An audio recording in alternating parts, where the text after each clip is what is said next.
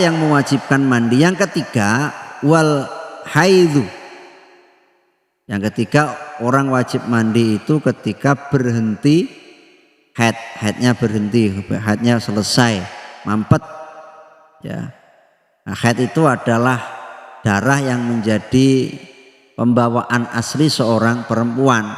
Pasti namanya perempuan setiap bulan itu akan datang bulan. Nah, namanya datang bulan. Karena datangnya itu setiap bulanan. Nah, ada yang 5 hari, ada yang 7 hari. Paling sedikitnya adalah sehari semalam. Umumnya 7 hari 7 malam. Paling banyak wanita haid 15 hari 15 malam. Ketika haid sudah berhenti, maka wanita yang berhenti haidnya ini wajib mandi tentunya ketika dia mau melakukan sholat, memegang Al-Quran atau melakukan sesuatu yang mewajibkan wudhu. Ya. Nah urung wajib ya engko. Jadi kewajiban ini al-faur. Tidak alat tarohi, tidak langsung. Misalnya berhenti kok, misalnya tengah wengi jam 1. Terus tengah wengi rasa-rasen. Kok habis subuhan. Habis subuhan ketika dia mau sholat subuh maka dia wajib mandi. Ini haid. Di dawe Kanjeng Nabi. Ini Kanjeng Nabi pernah nerang nih kepada seorang wanita namanya Fatimah binti Abi Hubes. Fatimah idza aqbalatil haid fatrukis sholah. Nalikane haid iku wis teko, yo kuwi aja salat. Ora usah salat kowe. Ketika datang haid, fatruki as-sholata, tinggalkanlah salat. Fa idza dzahaba qadruha faghsili angkiddam wa sholli.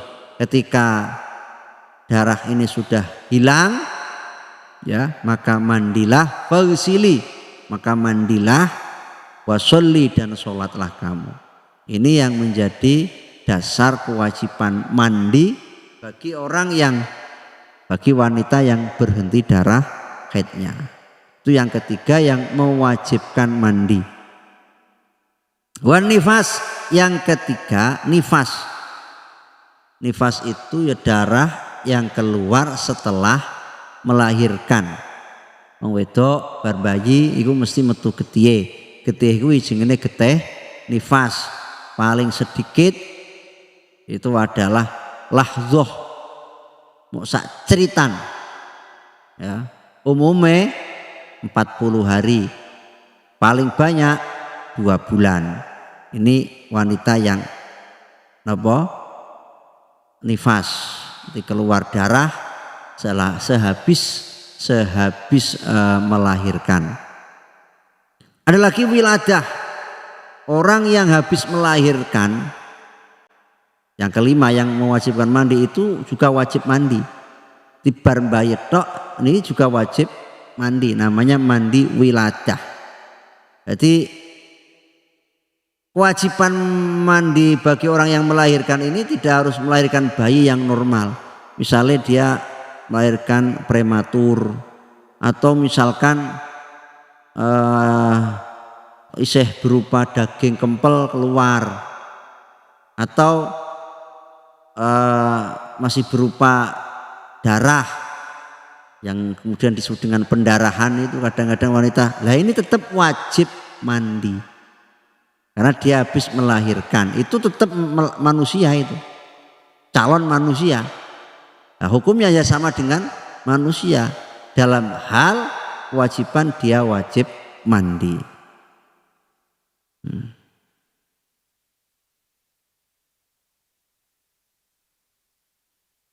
Boleh, niki kewajiban hal-hal yang mewajibkan mandi. Ada berapa tadi? 5 ya. Pertama keluarnya air mani, yang kedua jima, yang ketiga haid, yang keempat nifas, yang kelima adalah melahirkan wiladah.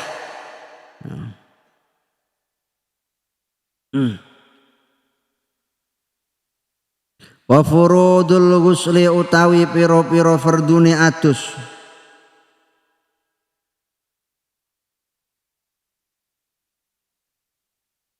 Wa furudul ghusli utawi pira-pira perdune adus iku isnani ana loro. Siji niyatu raf'il hadasil akbari, niat ngilangi hadas al akbari kang gedhe,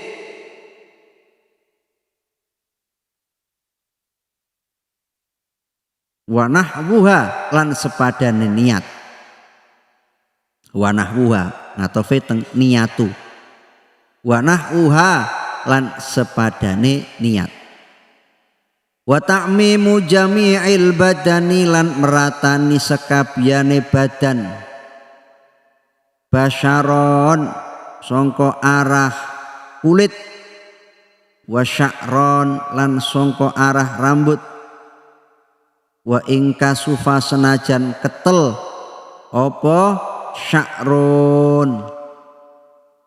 Di rukunnya mandi itu hanya ada dua. Yang pertama niat menghilangkan hadas besar, artinya menghilangkan hukumnya hadas besar.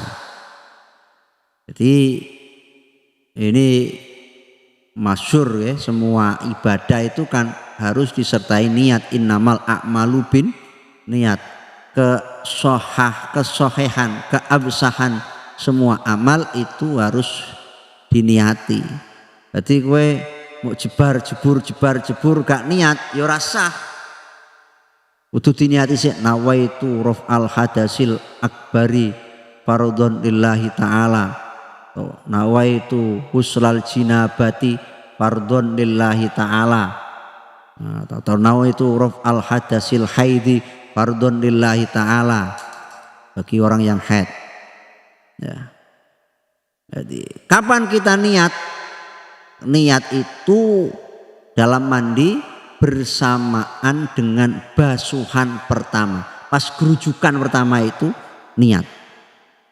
Lah kok wis gerujuk sih sadurunge niat, maka tidak diperhitungkan gerujukan yang dilakukan sebelum niat.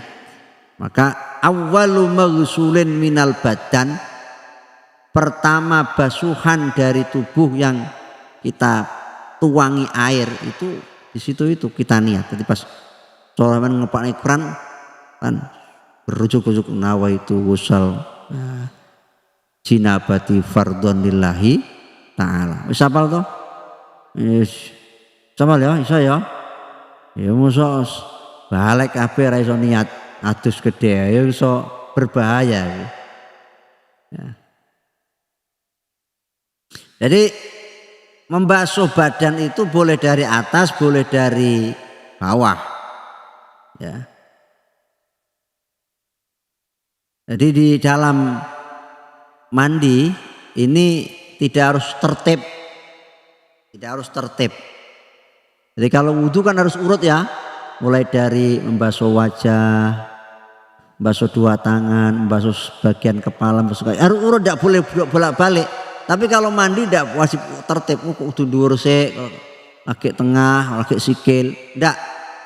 Kok sikil sik ya kenek, kok udel sik ya kenek. Kok rambut sik ya kenek. Sing penting rata. Jadi karena apa? Tubuh kita ini dalam masalah mandi ka'udwin wahidin, seperti anggota yang satu. Ya. Maka dalam hal mandi ini la tartiba fi, tidak ada kewajiban tartib. Tapi yang penting itu ketika niat harus dilakukan bersamaan basuhan pertama. Cara nyibu ya itu rujuk-rujuk nawaitu wusal janabati fardhon lillahi ta'ala. Basuhan pertama itu. Wa nahwa, niat menghilangkan hadas besar atau niat-niat yang mirip. Contoh misalkan niat menghilangkan hadas dari seluruh tubuh, nawaitu raf'al hadasi an jami'il badan. Itu boleh. Nawaitu